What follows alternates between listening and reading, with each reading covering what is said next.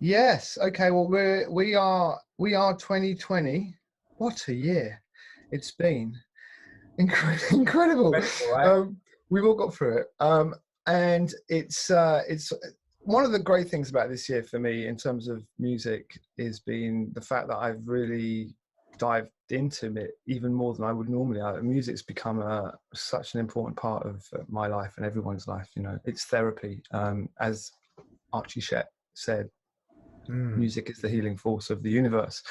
And I think this year has proven that. And I've been really thrilled to be on the radio, to be able to represent kind of, and to kind of connect with, get hopefully the right tone and support music. And actually, right now, I've just come off the radio with Lauren Laverne, where I was celebrating a record by Salt, the group Salt, which is set up by Inflows. It's won the album of the year at Six Music this year. Great record. And it's interesting because when I was talking to Lauren on the radio about it, because I've been championing it for a couple of years, I paralleled it. I said, this is a record that, like Blue Lines by Massive Attack or Goldie's Timeless, it's a record that in 25 years' time will still resonate. And here we are 25 years later after the release of Timeless. And, in that lineage of important, critical British iconic records that could only come out of the UK. Here we are talking together, Goldie, and discussing for the hour or so that we've got together the Timeless album. And what a record! What a great record to return to and to listen back to, and to celebrate. And it's the first time that I've really listened to it in full. Since it came out, really, since that time, because being where I am, and same as you, we're always looking forwards. We're just, with that person. So it's rare that I actually kind of go back to something, and then usually it's so much pleasure that I get if I find a moment. And this was great for me, listening back to the Timeless. And Well, I think you've been championing this new record with Salt, right? You're saying Salt, Brownswood, coming out in Brownswood. I wish, you know what I mean. Right. No. So this artist, for example, you found this artist from somewhere, or where did this artist come from? Salt. Yeah, well, so Salt are Sault. They are basically the idea of the producer Inflow, who produced the Michael Kiwanuka album and produces Little Sims. And basically, over the last 2 years, he's been creating this kind of, shall we say, sort of not imaginary, this kind of super group. Wow. And they've been releasing records, but in the old-fashioned way. So whereas most of us, we kind of receive our music via, someone sort of suggests or recommends something, whichever way. This record, literally the first one, they've put out 4 records in 2 years. The first record, I picked it up in Berlin in a record shop. I was in a record shop in Berlin and I bought an album, because the guy was playing it. It's like a real old school way of hearing music. Right. And I hadn't received a file. I hadn't been told about it by anybody. And that's how they approached their kind of idea here. And so over the last 2 years, they've released, 4 albums now. Last year, they released an album called 5 and an album called 7. And then this year, they released a record a month after George Floyd being murdered, and that whole energy that was going on with Black Lives Matter and all of COVID. They released a record pretty much instantly, which was really reflecting the mood. And that was the album called Untitled Black Is. And then a few months later, they released another record called Rise. So the reason that Black is such a winner, I suppose, album of the year, amongst people who listen to all kinds of music, not just people within a certain, scene, is because it kind of connected on a lot of levels. So, that's where Salt were. But listen, that's a really great thing. And these people, when I speak to Inflow about it, records like Timeless to him are part of this line, which, if I really think about it, British music over the last, since the 50s, 60s, really, but certainly when it comes to dance music, we've just put out so many classics already. And every year there's 1 or 2. And then you've got the real top ones. You've got the Portishead Dummies. You've got, Burial. You've got Massive Attack. Yeah. I feel good that I released the Young Disciples album. I think to me that was quite an important record in the kind Well, of I want to get back to that. One thing, Giles, don't get too close to the mic, it drops a shadow on your face, right? Oh, dog, that's no good, is Yeah, it? cool. That's no. So let me just a minute. I mean, the thing is, Giles, you mentioned about new artists that come up with these new ways and going back to old ways of putting out records, like you said, Salt, and the influence sometimes of how you look at, you know, Portishead, Massive Attack, and for me that whole Bristol sound, Mm. you know, timeless. Socially there was a massive change, and I think great albums not only are, maybe they are, you know, involved with technology to a certain degree, with electronic music being, you know, timeless being one of them, but you look at Portishead as a band, you know, you listen to Live at Roseland, you know, those albums, and you listen to how they were performing them, it was a different thing. It was that whole kind of British band thing that was mixing it up. I think Portishead for me were mixing that electronica on the, you know, Massive Attack were very influential, along with Smith and Mighty, which was for me the dub version of all of them. Mm. Smith and Mighty doing covers, you know, doing their versions, you know, coming from dancehall in that respect. So for me, going to Bristol very early on, you know, going to Coasters Cafe, hanging out with 3D, you know, doing the documentary with Bombing, you know, me and D go back so far, you know, to Transatlantic Federation, which is me, Brim, Bio, you know, me, Brim, Bio, Vulcan, you know, doing a graffiti show at Birmingham Library, you know, and then going, you know, me going stateside with Birdie, you know, meeting all these early writers. And the thing is that album is a coming of age album.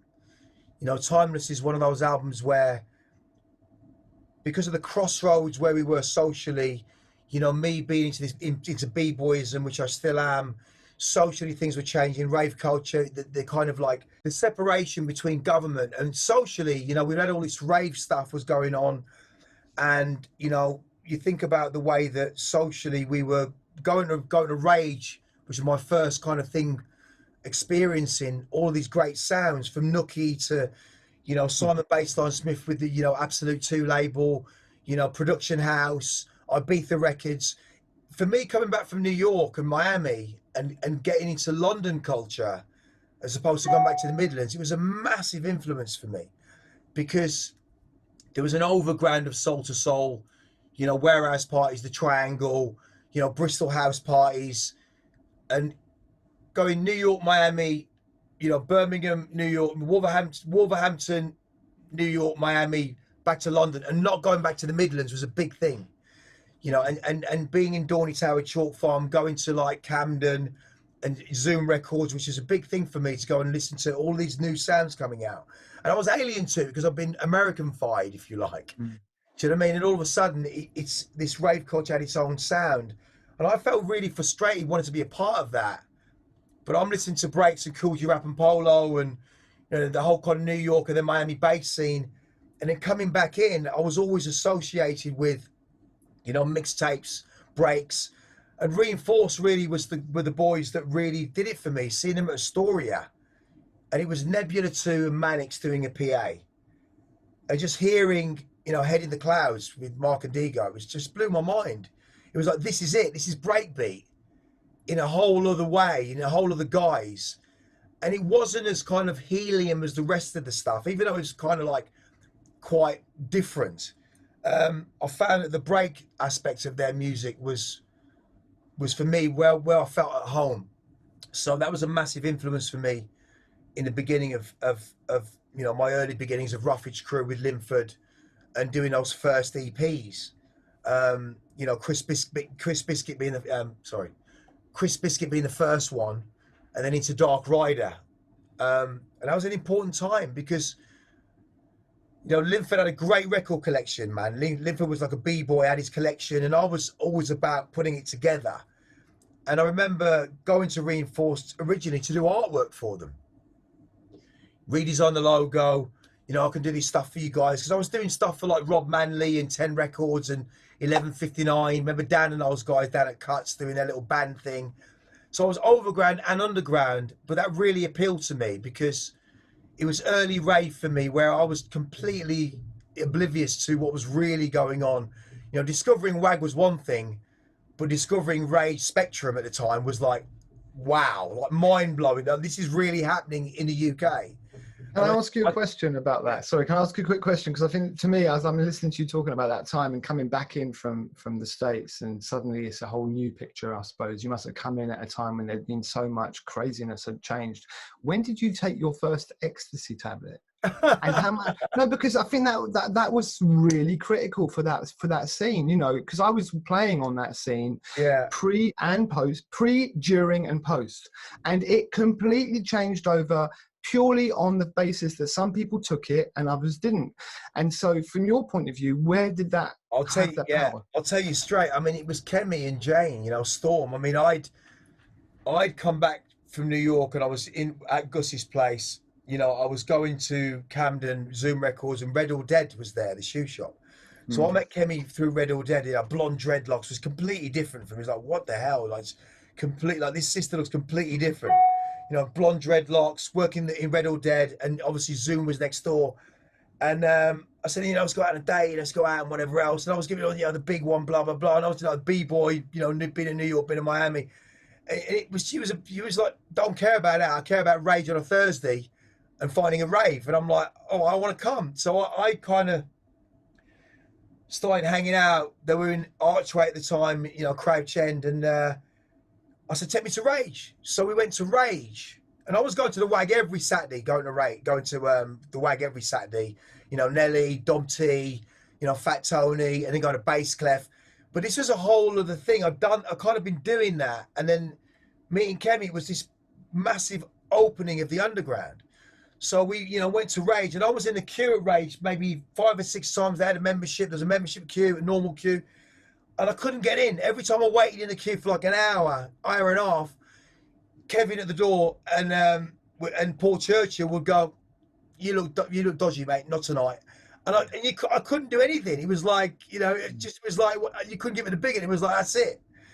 So like, come on, and they just go in, and I go and meet him later on. And I tried like 5 or 6 times, and went another time, and Paul Churchill went, you know what, he's a trier, he can get in. And I went in, and I walked into Rage in a goose down, black fur collar, trench coat, walked in there, walked into the main room, and I was just sweating, thinking, what there? There's people on podiums, lasers, and it was, for me, it was like seeing the first graffiti train, or, you know, the first experience of real, like knowing that Britain had gone, you know, UK Underground has got its own thing going on, man. And this wasn't, you know, my ego was already big enough. I'm like, yeah, B-boys, you know, New York breaking, blah. And this was like, this ain't this. This is completely different. We'd had old school New York influence before, but we weren't New York. This was British. This was underground, South, North London, East London, West London, all in one place. And I think it was an M25 I took. And I think half an hour in, when you know, Toby was seeing Jane at the time, says, you're gonna be sick. So yeah, of course, what's coming up? Completely obliterated the bathroom, and then came back into this like, I love everyone, I want to hug everyone. It was like, and the music became just surreal, like completely. I mean, it's a different thing. I think that there are people that never, and people that did that didn't. But for me, being an artist, Pandora's box was already open. So that experience was so big. It was just like, I just heard everything on a whole other level. And it kind of spoke to me on a whole other, because I was still, the cogs were turning at it. And, you know, most people getting monged out. And I was like, I want to make this and everything, the sound and everything else. And, you know, and it was kind of like, I got looked after by my little rave crew, Kemi, Toby, and Jane, and I think it was Adam. He was working at the shoe shop as well, and we all went back to Kemi's, and then played loads of tapes. So you sit there and just go, you know, rage was one thing, and then you get back and you'd go through like 3 or 4 hours just playing mixtapes, you know, sets from Amnesia House, or, you know, like the Eclipse in Coventry, and little snippets of tunes, you know, when it was Mickey Finn, or, do you know what I mean? Like certain mixes have been put together, and you just hear all this music. And I just wanted to do that, but didn't know how. And it was, you know, then it started expanding into like going to Astoria, going to Ibiza raves, or Plumstead, and all these other raves. So the influx for me was, it was almost as if I just took off this kind of Americanism and just kind of went, I'm done with it. Yeah. Do you know what I mean? Do you think you'd have made the same music if you hadn't taken ecstasy? I mean, you know. To be honest, I don't think. I think for me as an artist, there's a process where I would indulge, and then, you know, like Thursday night, Friday's like you just trying to get your life together. You know, the weekend comes, you go to another rave. Sunday, you obliterate.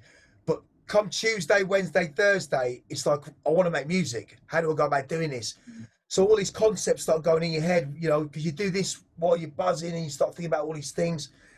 And I mean, I'll be really honest with you. I remember I'd already tried acid, it never quite worked. Really bad trip, crazy. You know, like in Wolverhampton, it was some like Strawberry Fields Forever, Stone Roses, mad mixes where football fans were just doing Smiley E's and just they weren't fighting anymore. And then I left for America and came back to London. So the whole experience of kind of going into that, there was times where we were doing like acid, and I think one of my first trips we told me was like, well, I'm gonna talk you through this. This is what it's gonna be like. You got to let go of everything. And I remember doing these trips where I'm turning glass fish around, and then they disappear, and I'm just sitting there trying to turn these glass fish in my mind, and it's just weird because all of these concepts were kind of like, you either use it in a different way, but musically the sound was always a thing that was in color. Synesthetic. It was this thing about color and sound, blues being bass with purples and oranges being strings and vocals being like bright yellow, and you know, you create that world. And to be honest, no, I wouldn't have done. But the difference was that I think that in any music, whether it was Captain Beefheart or whether it was Can, I could see it as kind of being not as indulgent as that process, but being a little bit more disciplined with, it's the tool, like ayahuasca in a sense, but a synthetic version. And, you know, obviously later years, different things happened. But I think for me, I felt that conceptually, I was always doing that art from graffiti in my head with colors, and I wasn't painting, but I was painting in sound. And I think the first break for me was Mark Rutherford, Johnny Gosling at William Orbit Studio, which was round the corner from where Kemi was in Crouch Hill. Annie Lennox had the studio on the corner at the church. And they went, that's where Annie Lennox is. Do you know what I mean? Like, all right, cool. You see her once in a blue moon.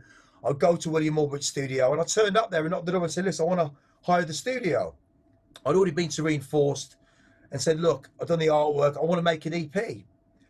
I'd been to Iceland as an experience with a guy called B, God rest his soul, no longer with us, which is the first 12, which was an Ajax project, which he engineered. And I just sat in and kind of this and all these mad ideas I wanted to lay down. And we sat up late at night doing, me, Kemi and Jane, doing potato prints with a potato in reverse, Ajax projects on 12 inches, take them to Mo's Music. And that was the first record. And of course, from that money, going to Reinforce, I said, look, I want to make an EP and I want to make a 12. And I was raving with Linford. I said, listen, let's just go to the studio, I'll bring all these records. And I was literally like, I want that. I want to sample Spike Lee. I want that, you know, SOS Band. So because of the history of soul, from my point of view, and Rare Groove, and Linford's history of B-boy breaks, I remember Mark Rutherford saying it's 1,500 quid for 3 days. And I went, there you go, there's the dough. And you got 3 days to do it. And it was literally sample all the sounds one day, arrange the second, mix the third. So I always had a timeline. And we did Chris Biscuit, and I think Jim Screech was on the other side. And I remember Mark Rutherford turning around and saying, are you sure you want to sample all these tunes? I'm like, yeah. He went, but where's it all going to go? I'm like, don't worry about that. I'll deal with it. And of course, I was doing these every week and having this, you know, this place where it's all going to go. This mad, you know, visceral soundscape of where, in my mind, where it was going to go. And he turned around and said, you've got like 3% left in the sampler. It's full now. That's it. Cool. Second day, go in there. I just arranged it all. What do you want to do now? That's what you do. Turn around. What do you want to do? Well, I want that there. Linford put his little idea in. We put something else in. And lo and behold, for me, when you listen to those tunes now, it's like b-boy eclecticism. They just go through loads of moves. Do you know what I mean? Like 16 bars there, 8 bars there, change, move, drop, out of the drop into the next thing. And that really came from being a b-boy. And of course, I was racing ahead, you know, into the next EP, Dark Rider. But, you know, to put a nail on it without being too detailed or losing people, for me, all of that experience of those 2 EPs with Linford were huge because, you know, we had a lot of sound, and it was literally like flicking through a book. It was like going like that through all of the kind of breaks, assembly line, you know, all these mad breaks that we were looking at, samples and stuff. But for me, it was about arrangement. It was always been about arrangement because I already had a wide soundscape, being really odd, you know, from Matheny to like Captain Beefheart to Steel Pulse to, you know, to like, you know, Dennis Brown, to all these mad things. So for me, it was about arrangement, always has been. So year-wise, are we talking 91, 92? When? 91, 92 was the first kind of movement. We'd done the kind of white label we'd be. That blew up at Moles, and then it was into Reinforced. And then, of course, a lot of the attention started moving. You know, I'd go to Reinforced, because doing an EP outside of Reinforced never kind of really happened. They were in-house. And I said, trust me, I've already done the artwork. And they were kind of like, oh, he's mad, just let him do it. What could go wrong here? He's off the money. So I had 750, they had 750, paid the 1,500 quid, and gave them the 12. And they were like, shit. And it was getting played, and it was, I think Menace was on there. Was it Menace? No, Menace was on the side of Dark Rider. And I think Menace was the first kind of, you know, great vocal sample crossover. You know, Andy C played it every week, Randall was playing it, you know, Hype was playing it. And for me, I felt like this, it wasn't enough. It was like, we could go somewhere with this. And of course, Reinforced, I'd go to Digo and Mark, you know, pretty much every day and go and sit in with Mark and Digo. And in the daytime, I'd sit in with Digo and do Del Di Go Go, or we'd have a little rollout. And then he'd go on at like 5 o'clock and Mark would come and they'd swap over. And then I'd work with Mark. So my sound has always been Mark and Digo, light and dark, always. Saint Angel. Angel goes Angel into Saint Angel. You know, like Still Life is Still Life, and it flips into a darker side of it. They taught me. They're the university of sound. And then, of course, all the other influences, Primary Source, Underground Software, you know, all of their other pseudonyms, Tom and Jerry, all of their influences with what they were doing. They were way ahead. 4 Hero, you know, when Mark and Digo put the 4 Hero hat on, well, Digo, different gravy, because he was always jamming on the keys, doing his Rhodes thing, and how did you connect with them in the first place? Because they're such outsiders, even within the scene at the time. They weren't really going out, and they were just in Doddes Hill, out in the middle of nowhere with their kind of community type club, where they were playing games all the time. It's in making music. The thing is, I'd gone to Astoria with Kemi, and I think Ryder played, Randall played, and they were doing a PA. And I remember getting to the front, and Mark was on stage. He went, yo, and he's looking at me like mad. I'm like, yo, here's my number. And it was an 0831 number that I had on a massive like brick phone. And that's how I got into. I want to go. I do artwork. I want to come and see you. So I called him up and went to the studio. Now he called me. We left a message, and then I went to the studio and showed him all this artwork that I was doing for like 10 records and 1159 and all this other stuff. And he was like, "Yo, cool. I want to redesign the logo." I looked at the logo. I want to redesign it. So I got in the door with the design work. And of course, I was like, yeah, but in New York, Miami, blah, all the blag. And I think he'd heard about the Chris Biscuit thing had happened. You know, like, yeah, got this like Renegade 12 thing had happened. And then he was like, yeah, you know, just, you know, you want to do something? And I went, yeah, but I want to do it. I've got my boys, you know, Mark Rutherford in the studio. I want to go and do it there. You know what I mean? Because I was really nervous to be not an engineer and be not a programmer. I was really nervous to be able to work in that way. But because I've been with, for me, Howie B is very instrumental in this, because Howie B was the first going into a studio and seeing a real studio was Howie. He was doing Soul to Soul at Utopia and Mayfair Studios, along with the Boiler House boys, Andy and those guys at Mayfair. They had a room there. And I'd go in there because of Nelly. I'd met Nelly, he's at the studio, and then I met Howie. And then I'd just latch on to Howie and go to the studio and just watch him laying it down on the fucking desk and like, you know, doodling on a 2-inch tape and just seeing him lay down stuff and, you know, be mixing stuff in the twilight hours. And for me, that was my first experience. You know, we tried to do something, but never quite worked because I was like, he wasn't on that kind of underground sound thing. So, you know, he wasn't really programming in the way that I wanted to do that. But of course, Mark and Digo were. So sitting in with Digo and just seeing him on Creator, you know, going vertically in black and white. People forget that. They were making music on Creator vertically. And for me, sitting with him and him having the patience, him and Mark having the patience for my madness. You know, we were recording loops, putting them back to the desk, taking the recording, you know, mixing the pots, you know, like 3 or 4 sounds, recording it to that, taking that one DAT line, putting it onto one track. So you got like 3 breaks on one track, EQing them again, getting another set of sounds on another channel. So it was just the layering that Reinforced were doing, the layering. And for me, as soon as I latched onto that as an artist, I started, you know, thinking if you can do that, then you can do this. So Digo was really patient, and Mark really patient with me with all these mad ideas. Because I'd come back from Rage on a Friday, I'd go in there like 12 o'clock.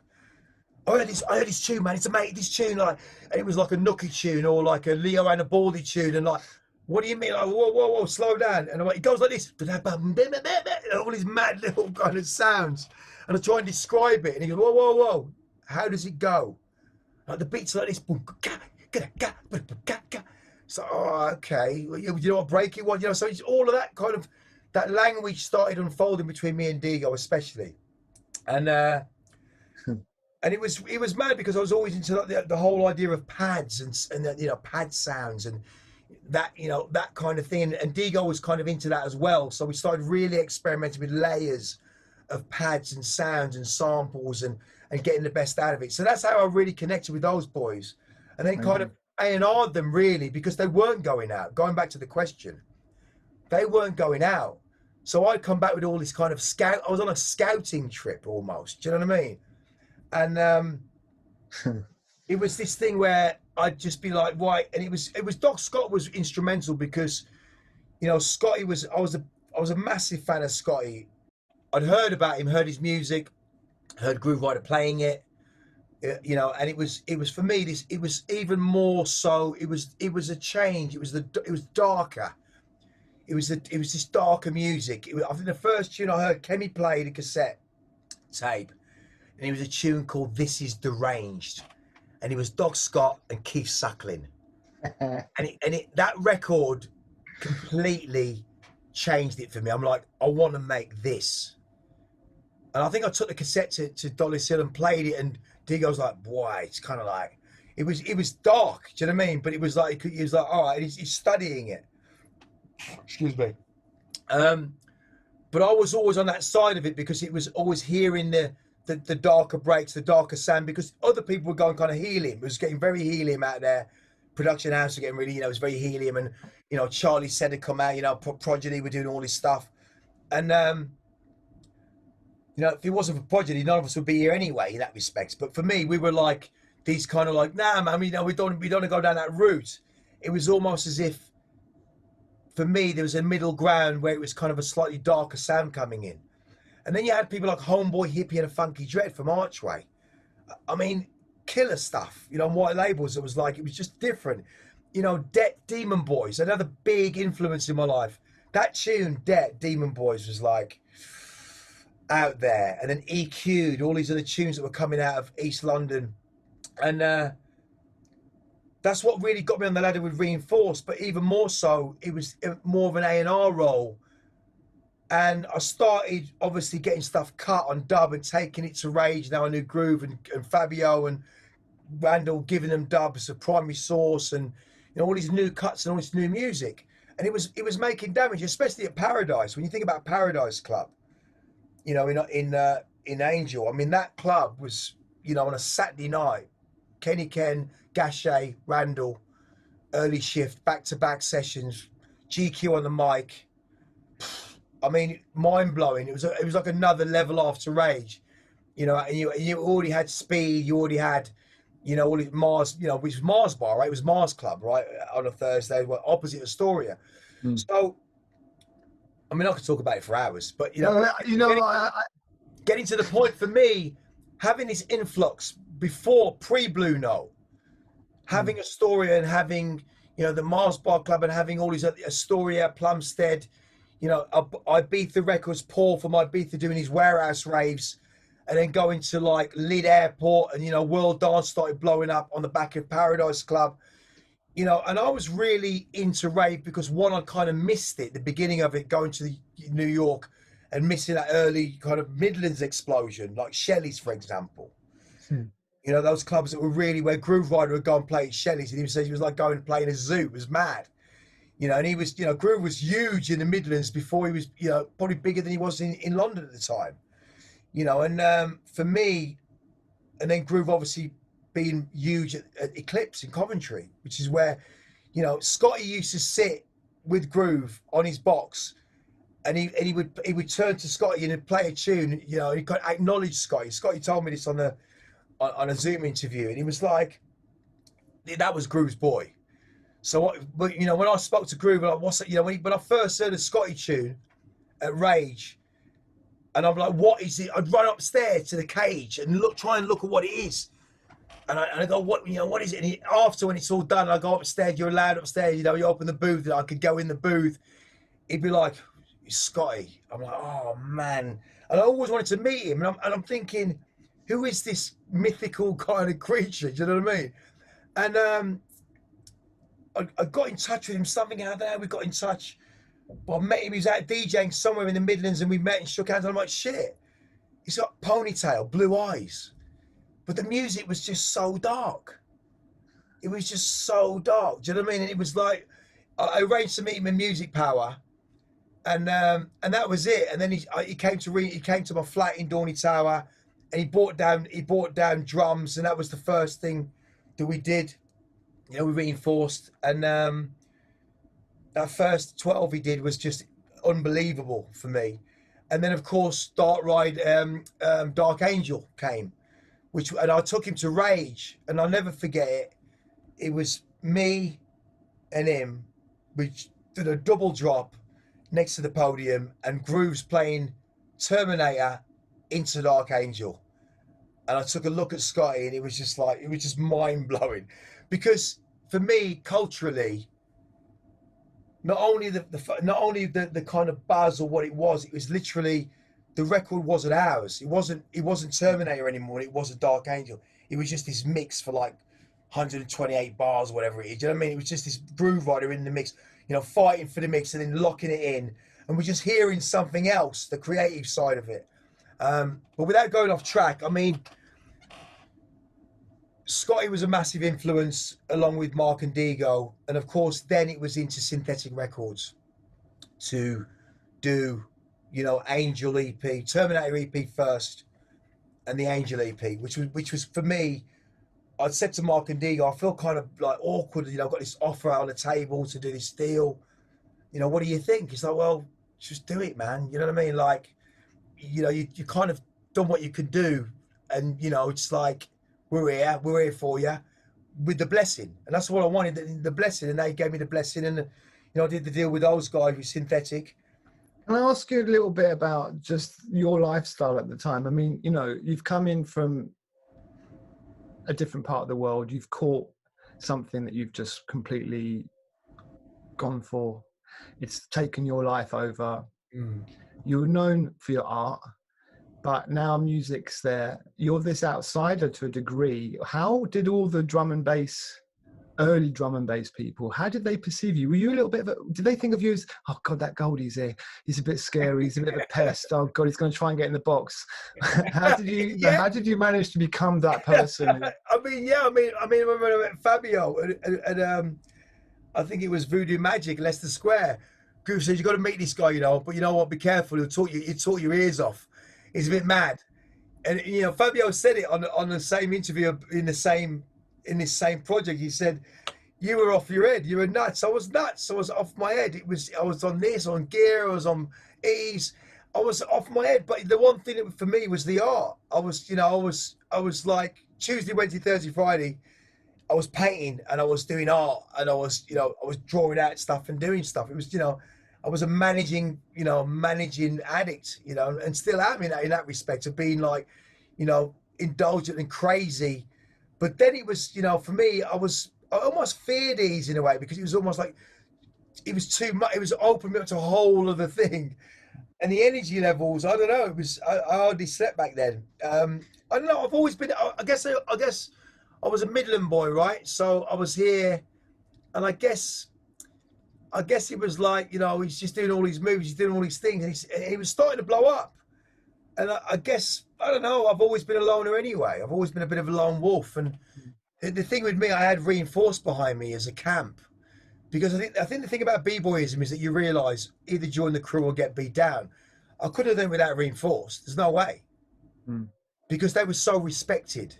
Do you know what I mean? So I had a house, I had a camp, and love me or loathe me in that respect. It was I had a lot of this and still have a lot of rants, but I backed it up with the music. And it was and I think one of the things to say here is that for me, I think what makes somebody go to the next level and change stuff is somebody who's got quite a lot of dimensions going on at the same time. And I think from your point of view, you had all that experience traveling in your art world, but then you also sort of connecting with the fashion crowd, you were going around the different types of clubs.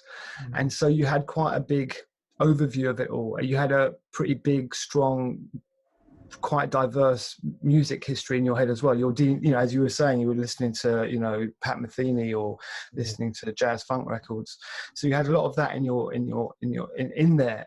And then when it came to the moment when you caught who you wanted to be, you started going in the studio. And here's the question for you: when did you feel that you owned the music that you were making in the studio? Because if you've not done music before and you're suddenly in a studio paying for 3 days and there's an engineer there, there's a producer, there's people looking at you going, you don't know what you're talking about. And so there's all that thing. When did you feel that you were owning what you were doing when you were in the studio? I think it was Chris Biscuit. There was a stopping point with Mark where we were stuck on the arrangement, and he was like, what do we do next? I'm like, I'm not sure. I want to get from here to there. And it was like, just take 15 minutes, have a lunch break, come back. And for me, it's always been that struggle where ownership, you're right in ownership, and an engineer is an engineer, and you don't want them to get involved because they're not a writer in that respect. And even though I broke stuff off for people along the years, for me, early on, I realised that this is what I want to do. Excuse me, I keep belching. For me, this is what I want to do, and I felt that that even with Linford, I was way ahead in terms of conceptually. And as much as the music was there, for me, it was the arrangement and finally thinking about it. If I do this and I take that out, take the hi-hats off, move it back by 32 bars, take that sound, just put it there once, and then flip it with a reverse, and then you're in. So it was kind of like I had to really break it down. And there were times where I kind of struggled with it, but I kind of got it. I adapted very quickly. That Virgoian, being a Virgo, really adapted very quickly. And of course, the more samples you have, the more you got to arrange, the more you got to, is it too much? Is it too less? But I always knew that, when you look at the end of Chris Biscuit as an EP, and on the other side of it, and Jim Screech, and it was the eclecticism was there, the b-boy, the move, all of that stuff. This is what I want to say, blah blah blah blah blah. And Mark was like, "There's hardly anything left." And I'm like, well, I always knew where I wanted it to be, but I think 50% of it with anything was being up front and saying, I want to do this, this, and this, and not sitting there mumbling or going, oh, well, I'll leave it to you, because it was all about my life's always been controlled by others, being in care, being in institutes. You got to go there. That's what you have to do. So he was trying to take back my control almost. this is me. This is what I own this. I can own this. So the arrangement came very quickly, and it worked, because all of a sudden they're listening to it and going,